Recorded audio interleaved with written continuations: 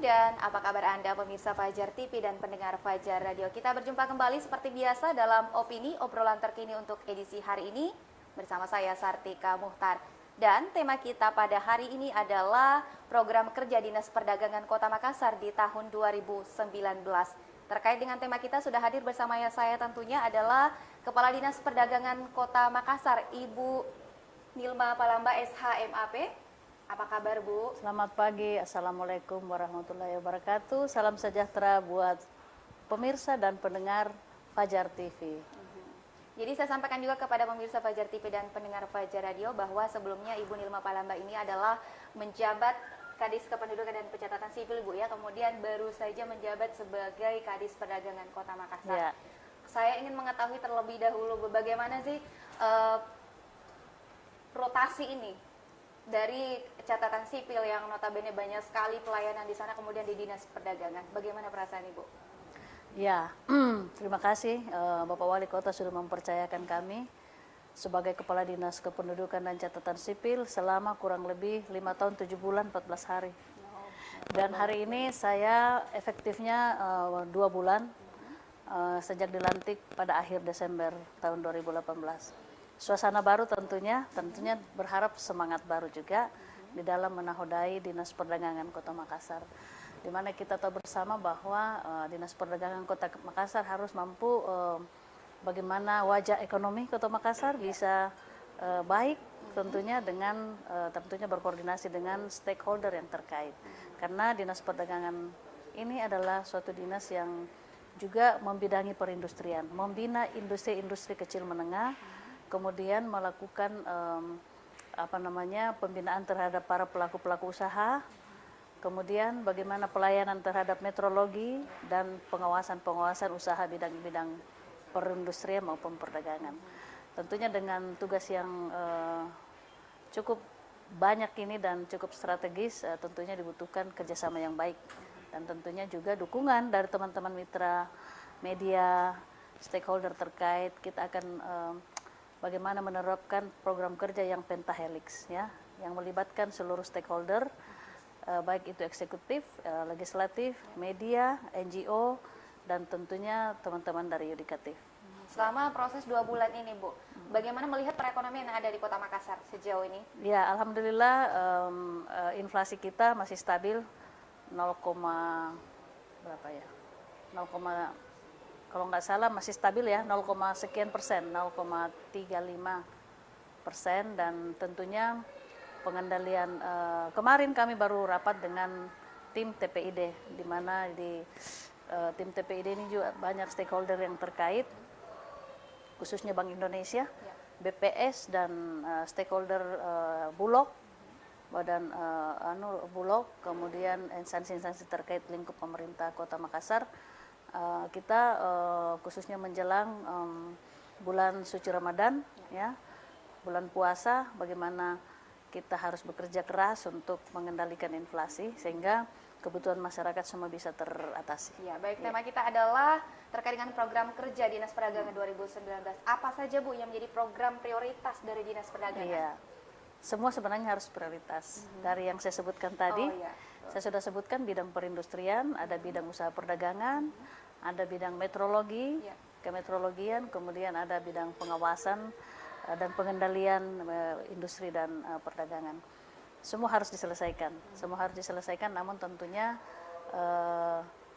kita sudah punya program kerja, karena saya masuk di sini, program kerja itu sudah ada, disusun, dan tinggal saya melanjutkan, dan tentunya semua harus selesai pada setahun ini. Dan sekarang kami lagi menyusun program kerja 2020-2021. Nah, tentunya pasti kita evaluasi lagi kira-kira tahun-tahun kemarin apa yang sudah dicapai, apa yang belum, dan apa yang belum maksimal, itu kita maksimalkan di tahun 2020, karena tahun 2019 ini program itu sudah ada, tinggal saya melanjutkan saja. Ya. Yang program yang tengah dijalankan saat ini Bu, di 2019 apa saja itu? Ya, saya sudah jelaskan tadi, ada 5 program. Untuk misalkan menekan laju inflasi, apalagi ini adalah jelang bulan Ramadan. Oh iya, saya kira saya sudah disebutkan juga tadi bahwa kita lagi sudah kemarin rapat dengan stakeholder terkait bagaimana pengendalian inflasi itu bisa dikendalikan. Dan tahun ini operasional mobil inflasi kami sudah ada kurang lebih 10 truk, namanya Smart Truck Inflation Control.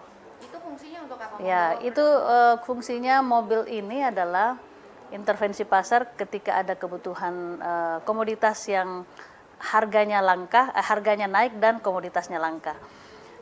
Jadi tentunya kami harus bekerja sama dengan instansi terkait maupun daerah lain.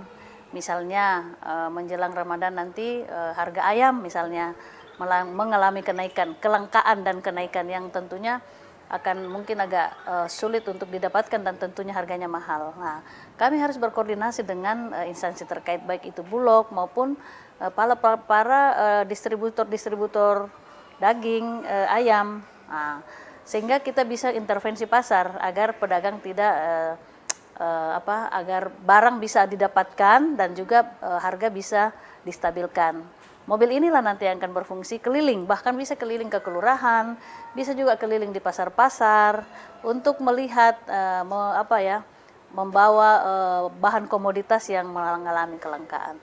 Biasanya ini kan ada 10 unit, priority itu adalah membawa bahan pangannya atau seperti apa? Bahan yang paling sering mengalami kenaikan kan gula, terutama bulan Ramadan, kemudian sayur mayur yang memang cenderung cabai dan sebagainya. Ya, itulah yang nanti kita lihat apa yang kira-kira akan. Sejauh ini stabil, Bu, ya? Stabil. Ini kan kami setiap Senin dan Kamis turun ke pasar-pasar tradisional mengecek harga-harga bahan pokok. Itu Senin dan Kamis, dan kami punya aplikasi yang namanya Sembakota. Seperti apa, Bu? Sembakota itu semacam aplikasi yang bisa di-download oleh semua masyarakat, di mana harga-harga bahan sembako bisa termonitor setiap Senin dan Kamis. 2 kali dalam seminggu kita bisa, dan menurut pantauan kami harga masih terkendali. Ya? Bahkan kecenderungan untuk turun kan? Seperti laporan kemarin bawang merah itu sudah turun lagi harganya. Biasanya kan dalam laju inflasi itu dipengaruhi beberapa faktor. Nah, diantaranya adalah adanya kecurigaan, terutama jelang Ramadan, Bu, ya, biasanya terjadi adalah penampungan ya oleh oknum-oknum tertentu. Jadi produk-produk pangan itu ditampung sedemikian rupa, nanti dikeluarkan sedikit-sedikit sehingga langka di lapangan. Bagaimana sistem pengawasan di lapangan, Bu? Itulah salah satu tugas kami, bekerja sama dengan tim. Kita punya tim operasi pasar. Juga melibatkan pihak kepolisian. Karena ketika melakukan hal-hal seperti itu sudah tindak pidana ekonomi. Makanya kita kerjasama dengan tim kepolisian, khususnya yang menangani tindak pidana ekonomi. Itu kan salah satu kecurangan yang dibuat oleh para pelaku usaha untuk mendapatkan keuntungan dalam situasi seperti itu. Sehingga kita kerjasama dengan kepolisian, bersama dengan kesehatan, BPOM, kemudian Dinas Pertanian, Dinas Ketahanan Pangan, Peternakan, itu kita turun. Kita satu tim untuk operasi pasar, melihat ya kelangkaan ekonomi, kelangkaan pangan disebabkan oleh apa. Sehingga kalau perlu kita grebek gudangnya ketika memang ada indikasi ada indikasi penimbunan komoditas tertentu, ya kita bekerja sama dengan kepolisian, kita satu tim dengan mereka. Selain dengan terkait dengan laju inflasi, kita juga ingin mengetahui bagaimana sih sebenarnya pengawasan produk-produk di lapangan ini kan. Makassar adalah semua sektor yang ada di sini bertumpu di Kota Makassar dalam hal sektor perdagangan, tapi produk-produknya. Ya, Makassar kan kota jasa ya, kota jasa bukan kota pertanian. Kota jasa, dan seluruh komoditas itu berasal dari luar dari daerah-daerah penyangga kita, dari Goa, Maros, Sulawesi Selatan, semua barang-barang kebutuhan pangan kita berasal dari daerah. Sehingga memang kita perlu meningkatkan kerjasama. Seperti saya katakan tadi, misalnya ketika ikan bolu, ini kan ikan bolu juga salah satu komoditas yang bisa mempengaruhi inflasi. Ikan bolu itu misalnya harganya jarang mengalami peningkatan dan kelangkaan. Kita kerjasama dengan daerah penghasil bolu, misalnya Baru, Pangkep. Kita harus MOU untuk dapat supply nanti ketika hal-hal seperti itu. Nah, terkait dengan ini kan kita bulan ini adalah merupakan Hari Konsumen Nasional, Harkonas. Sebenarnya itu nanti bulan April, tapi ini dimajukan sehingga minggu depan saya akan ke Jakarta untuk rapat mengenai terkait dengan Hari Konsumen Nasional. Jadi tentunya Hari Konsumen Nasional itu bermakna bahwa kita mengajak masyarakat untuk menjadi konsumen yang cerdas. Nah, ini sementara kami berkoordinasi dengan pihak Dinas Perdagangan Provinsi.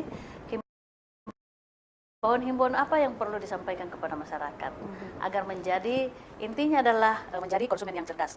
Bisa saja gerakan konsumen cerdas, mandiri dan cinta produk dalam negeri. Itu tema tahun ini adalah gerakan konsumen cerdas, mandiri dan cinta produk dalam negeri. Ayo jadi konsumen yang cerdas. Nah, kemudian ada beberapa yang harus kita sampaikan kepada masyarakat. Misalnya teliti sebelum membeli, itu himbauan-himbauan. Perhatikan label dan manual kartu garansi yang berbahasa Indonesia. Kadang-kadang kan kita beli produk elektronik, nggak ada bahasa Indonesianya. Itu harus kita perhatikan. Kemudian pastikan produk kita bertanda SNI, standar nasional. Kemudian jangan abaikan masa kadaluarsa. Kemudian beli sesuai kebutuhan, bukan keinginan. Ya, ibu-ibu ya, jangan membeli sesuai dengan keinginan, tapi sesuaikanlah dengan kebutuhannya kita. Itu tips ya untuk menjadi konsumen yang cerdas. Karena kadang-kala kalau ibu-ibu sudah masuk dalam pasar modern, pasar swalayan, wow semuanya diskon. Berdasarkan akhirnya pandangan mata, Bu, ya? Iya, jangan jadi semua karena diskon murah-murah, nggak tahu nggak dibutuhkan. Ya, pikirannya kesempatan ada diskon. Tiba di rumah barangnya nggak dipapain. Ternyata keinginan bukan kebutuhan. Ya, karena biasa juga saya alami. Biasa juga saya mengalami. Tapi ya makanya saya ajak ibu-ibu, mari kita menjadi konsumen yang cerdas. Jangan berdasarkan keinginan, tapi berdasarkan kebutuhan.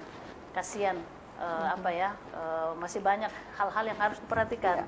Masih banyak hal yang dibutuhkan oleh anak-anak kita, rumah tangga kita, sehingga jadilah konsumen yang cerdas. Iya, itu tadi jadilah konsumen yang cerdas, dan kita masih akan melanjutkan perbincangan kita di opini selanjutnya. Tetaplah bersama kami, kita harus jeda terlebih dahulu.